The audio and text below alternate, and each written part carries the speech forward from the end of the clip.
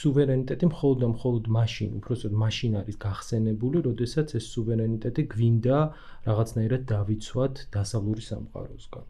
მაგრამ როდესაც ლაპარაკი გვაქვს რუსეთზე, ამ შემთხვევაში სუვერენიტეტი პირიქით ნიშნავს რუსეთთან დაახლოებას, ხო, ოცნების პერსპექტივაში. მაგრამ ოცნება ცდილობს რას, რომ გამოძერწოს ერთგვარი აპოლიტიკური ამომრჩეველი, ამ შემთხვევაში ან აპოლიტიკური მოქალაქე, რომელსაც პრინციპში რომელსაც სურს რომ დააჯეროს, რომ მისი ხმა პრინციპში არაფერს არ წარმოადგენს, ხო?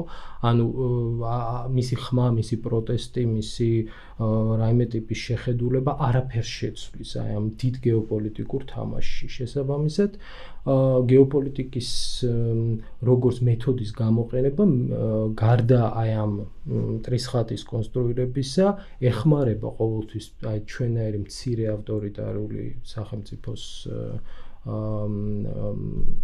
მსგავს შემთხვევებს, რომ გამოძერწოს აი ესეთი